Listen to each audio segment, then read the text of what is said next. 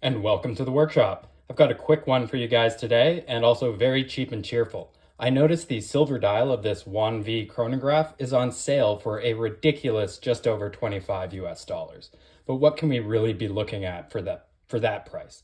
The big deal here is that this is actually a sapphire crystal, and this is a solid steel construction. It's not a plated alloy. Add to that, it's a solid bracelet and solid end links.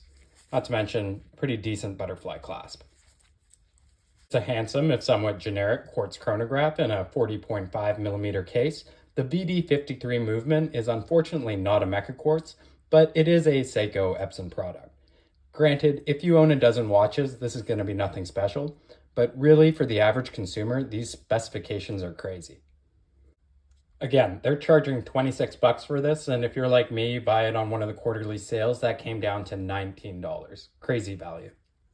Also, Wanvi appears to be a lower cost brand from the Cadison group, and it even ships in the same packaging, so you'll buy it on the same stores. But what really matters is this crystal. So we've got my San Martin Daily on the left, and the Wanvi on the right. So it is definitely sapphire. I do have to remind people sometimes that not all sapphire is equal. This is probably a bit thicker and will be a bit more shatter resistant, but they have the same scratch resistance. The stated water resistance of the Wanvi is only 30 meters, so very much an everyday as opposed to a true sports watch. Case construction is the other thing that really sets this watch apart because it is solid steel. At this price point, I've come to expect a plated alloy, a base metal, and not only does that scratch really easily, you're not able to get the brushed finishes that look quite nice on this one. Not so long ago, a solid steel bracelet and end links would be completely unheard of at this price, so it's honestly a premium feeling. It also lacks any sharp edges that might be uncomfortable, and while there's a bit of wiggle to the bracelet, it's not so bad to be jangly. The downside is the length of this component on the end links. That's what's known as male end links, and it's really going to add to that 40 millimeters when it's sitting on the wrist. So while most people might be able to wear the watch, the bracelet, not so much.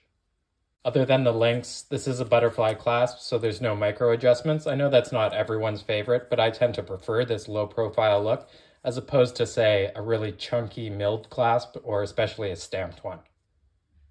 Looking at the black dial that I have, it's well executed. The subdials display the elapsed minutes, running seconds, and 24-hour time.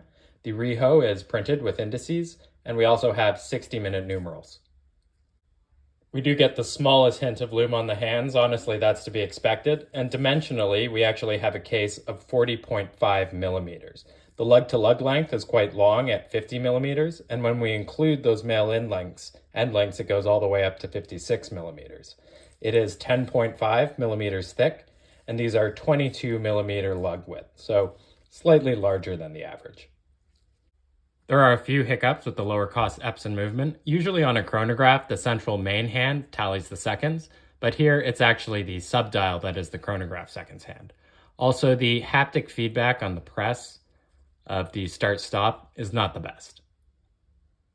Finishing up, the chronograph reset is a bit off on this one, which you'll see here. There's very possibly a procedure to fix that, but I haven't quite had the opportunity to look it up, so call it a countdown for now. For real, guys, these cons, they're a small bone to pick when it comes to the price. 20 to 25 US dollars, and you can put a watch on any wrist. And that's going to be better than 99.9% of the fashion brands out there.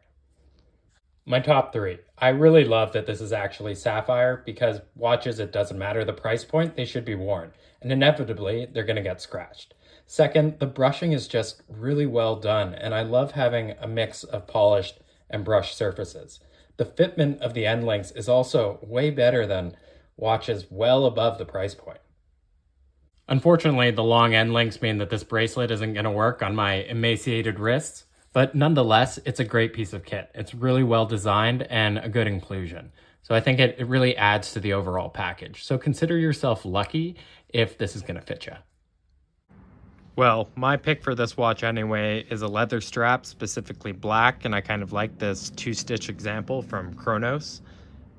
I don't know about you, but I'm not a big fan of black chronographs with brown straps. It just looks a bit funny. But either way, the leather is good because you're not going to be tempted to submerge the whole watch. Let me know what you think, because outside of the water resistance, maybe a couple of those movement issues, I think there are some amazing specifications here for the mass market. And as always, thank you for watching. There might be a little bit of rebranding going on here, so don't worry, but I will see you next time.